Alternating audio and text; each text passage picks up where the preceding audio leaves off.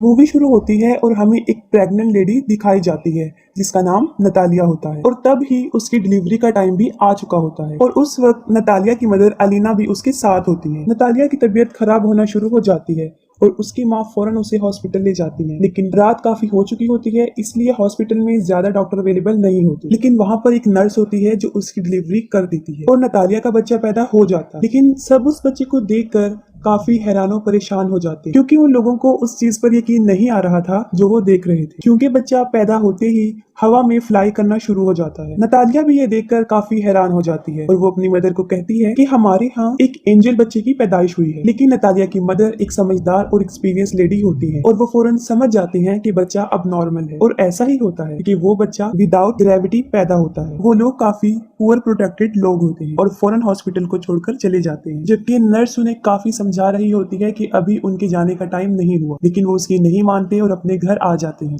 जब वो लोग घर आ जाते हैं तब नतालिया की मदर उसे एक अजीब सा क्वेश्चन पूछती है। वो पूछती है कि तुम याद करो कि इस बच्चे का बाप कौन है, लेकिन नतालिया को याद नहीं आ रहा होता कि उस बच्चे का बाप कौन है। फिर उसकी मदर उसे बताती है कि ये कोई नॉर्मल बच्चा नहीं है और इस बात को हमें राज रखना, और अगर इस बात का किसी को पता चल गया तो हमें कई मुसीबतों का सामना करना पड़ सकता है। फिर वो बच्चे का नाम सिलेक्ट करते हैं, तब उसका नाम ऑस्कर रखा जाता है और ऑस्कर सच में नॉर्मल बच्चा नहीं था क्योंकि उसे संभालना काफी मुश्किल था। जब वो लोग उसे अकेला छोड़ते थे तो वो छत से ही चिपक जाता था और देर तक वहीं चिपका रहता था। ये देखकर उसकी नानी उसके लिए काफी बेड्स बनाती हैं ताकि वो बच्चा जमीन पर ही रहे, और छत को भी वो काफी सॉफ्ट और लाइट वेट बना देते हैं ताकि बच्चे को चोट न लगे, क्योंकि उन लोगों को इस बात का भी डर था कि अगर उन्होंने इसे बाहर अकेला छोड़ दिया तो वो हवा में उड़ जाएगा और स्पेस में कहीं चला जाएगा। तभी वो लोग ऑस्कर के लिए काफी कॉन्शियस होते हैं और उसकी नानी और उसकी माँ उसका काफी ख्याल रखते हैं। फिर वक्त के साथ साथ ऑस्कर बड़ा होना शुरू हो जाता है, लेकिन वो घर पर ही रहता है क्योंकि उसकी नानी उसे बाहर जाने नहीं देती। घर रहकर वो मोस्टली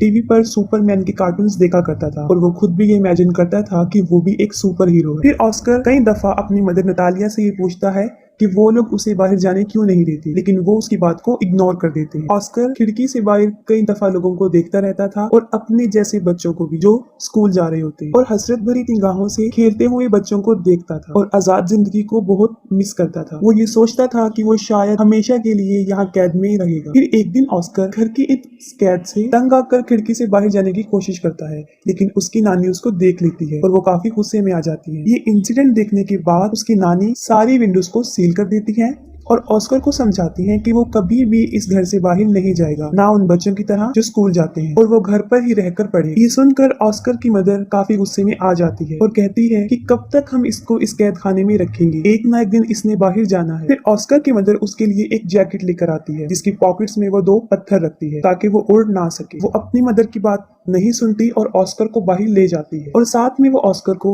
ये भी बताती है कि वो सुपरमैन की तरह अपना राज किसी को नहीं बताएगा, वरना वो भी कभी सुपरमैन नहीं बन सके। फिर एक दिन ऑस्कर अपनी मदर के साथ कुछ सामान परचेज करने चला जाता है और वहाँ पर एक बच्ची से टकरा जाता है। उस बच्ची का नाम अगाथा होता है। अगाथा का सारा सामान उसके हाथ से नीचे गिर जाता है और वो ऑस्कर पर काफी चिल्लाती है और ऑस्कर को 2 पानी की बोतल्स दे देती है कि अब तुम्हारी पनिशमेंट ये है कि तुम इसे मेरे साथ मेरे घर लेकर जाओगे। लेकिन ऑस्कर इसके लिए इनकार कर देता है, लेकिन अगाथा उसे बहुत इंसिस्ट करती है। तब ऑस्कर इसके लिए राजी हो जाता है और अपनी मदर को बगैर बताए वो उस बच्ची के साथ चला जाता है। अब ऑस्कर के हाथ में 2 भारी बॉटल्स होती हैं और उसकी पॉकेट्स में पत्थर भी होते हैं, जिसकी वजह से वो काफी हैवी महसूस कर रहा होता है। वो अपनी पॉकेट से दोनों पत्थरों को निकालकर फेंक देता है। अब एगाथा के साथ उसकी फ्रेंडशिप हो जाती है। फिर एगाथा अपने घर पहुंच जाती है और वो ऑस्कर से पानी की बोतल्स मांगती है, लेकिन ऑस्कर पानी की बोतल देने से इनकार कर देता है क्योंकि उसे पता होता है कि अगर उसने ये पानी की बोतल उसे दे दी तो वो हवा में उड़ जाएगा। क्योंकि एगाथा ना समझ होती है और वो ऑस्कर से बोतल छीन लेती है। जैसे ही वो ऑस्कर से बोतल लेती है वो हवा में उड़ जाता है। वो जगह चारों तरफ से काफी बंद होती है, इसलिए ऑस्कर ज्यादा ऊंचा नहीं उड़ता। एगाथा ये देखकर काफी हैरान हो जाती है और चिल्लाकर उसे सुपरमैन कहती है। ऑस्कर उससे हेल्प मांगता है। ये सुनकर एगाथा फौरन अपने रूम में जाती है और अपना एक पिंक कलर का बैग उठाकर लाती है जो पत्थरों से भरा होता है, और उनका आइडिया ये था कि इन पत्थरों को वो अपनी पॉकेट्स में रखेगा, जो कि एक अच्छा आइडिया था। उनका ये प्लान अच्छा साबित होता है और ऑस्कर नीचे आ जाता है। फिर उनकी गहरी दोस्ती हो जाती है। फिर ऑस्कर एगाथा को कहता है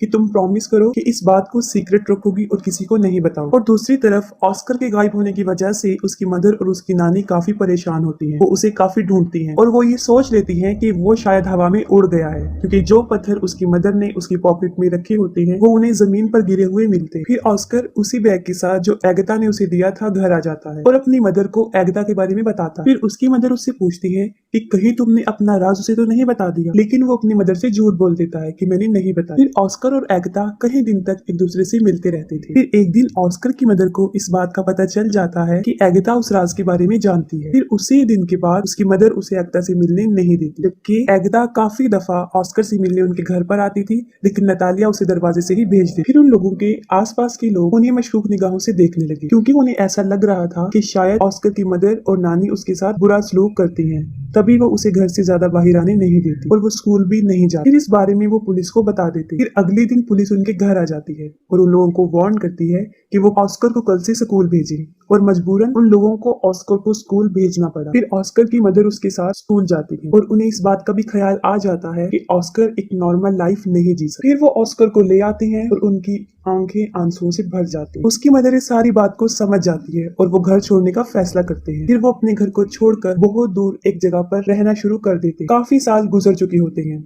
अब ऑस्कर भी जवान हो जाता है, उसकी मदर काफी ओल्ड हो जाती है और उसकी नानी की डेथ हो जाती है, और ऑस्कर के पास अब तक वो बैग होता है जो एगता ने उसे दिया होता है। वो उस बैग को कभी भी अपने से दूर नहीं करता था, इवन के सोते वक्त भी वो उसे अपने साथ लेकर सोता था। लेकिन आज भी उसका लाइफस्टाइल जीने का वही तरीका, घर में रहकर ही वो जिंदगी गुजारता और उसकी जिंदगी सीक्रेट पर ही चल रही होती है। ऑस्कर की मदर और वो एक दूसरे का बहुत ख्याल रखते थे। ऑस्कर अब अपनी जिंदगी से फेड अप हो गया था। इस राज को छुपाते हुए वो काफी तंग आ चुका। फिर वो सोचता है कि अगर दुनिया को उसके बारे में पता चल जाएगा तो वो थोड़े ही वक्त में पूरी दुनिया में मशहूर हो जाएगा, जैसे उसका आइडियल मैन सुपरमैन, और उसके ऊपर बहुत से लोग किताबें भी लिखेंगे। लेकिन उसकी मदर ऐसा कुछ नहीं चाहती। लेकिन उसकी मदर उसे समझाती है कि ऐसा कुछ नहीं हो, क्योंकि उसकी मदर को ऐसा लगता था कि अगर दुनिया को इस राज का पता चल गया तो वो उसे खो देगी। फिर वो अपनी माँ की खातिर सब्र कर लेता है, लेकिन फिर उसका सब्र खत्म होना शुरू हो जाता है और एक दिन वो अपनी मदर को बगैर बताए घर से बाहर चला जाता है। फिर वो एक मैजिक शो में चला जाता है जहाँ लोगों के टैलेंट को दिखाया जाता है, और वो पहली मर्तबा अपने टैलेंट को दिखाने वहाँ चला जाता है। फिर उसी रात वो शो हिट हो जाता है और उसकी माँ भी ये वो शो देख लेती है। इस मामले में ऑस्कर की मदर बेबस थी।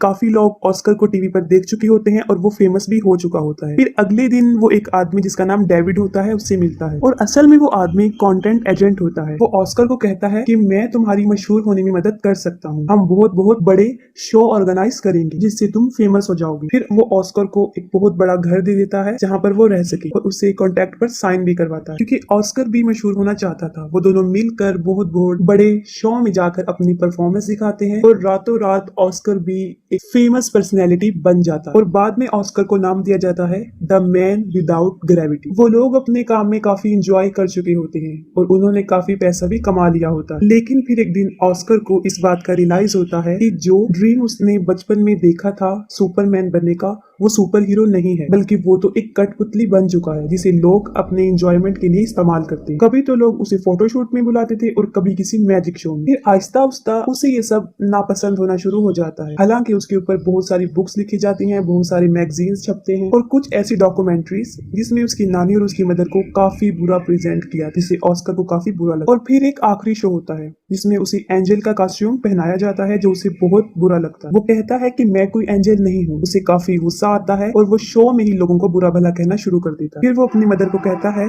कि वो ये सब कुछ छोड़ने का फैसला कर चुका है। फिर वो अपने एजेंट को कहता है कि बस मेरा काम यहीं तक था, मुझे अब मशहूर नहीं हूँ और मजीद वो ये काम नहीं करेगा। उसका एजेंट उसे समझाता है कि तुम इसे ऐसे नहीं छोड़ सकती, लेकिन ऑस्कर इन सब से तंग आ चुका होता है। वो कहता है कि तुम लोगों को जाकर ये कह दो कि द मैन विदाउट ग्रेविटी मर चुका है या हवा में कहीं पर उड़ गया। फिर वो अपनी माँ को भी गुड बाय कह देता है, क्योंकि वो एक अलग जिंदगी जीना चाहता है। और अगले दिन न्यूज पर ये खबर आ जाती है कि द मैन विदाउट ग्रेविटी मर चुका है, और बहुत से लोग उस पर तरह तरह के क्लेम करते हैं। ऑस्कर की माँ अब अकेली रहना शुरू हो जाती है और कई विजिटर्स ऑस्कर के बारे में पूछने उनके घर आते जाते थे, लेकिन वो कुछ भी उन लोगों को नहीं बता। और फिर काफी साल गुजर जाते हैं। फिर ऑस्कर की मदर की भी डेथ हो जाती, लेकिन ऑस्कर अभी तक जिंदा था। वो एक अलग लाइफस्टाइल से अपनी जिंदगी गुजार रहा था। उसने काफी बड़ी दाढ़ी रख ली थी और व्हील चेयर पर रहता था ताकि दुनिया को कभी भी उसके सीक्रेट का पता ना चले। वो अपना नाम भी चेंज कर चुका था और एक होटल में रिसेप्शनिस्ट की जॉब करने लगा। सब लोग उसके साथ काफी अच्छा ट्रीट करते थे और एक दिन उसकी बचपन की फ्रेंड एगिता उससे मिलती। वो ऑस्कर को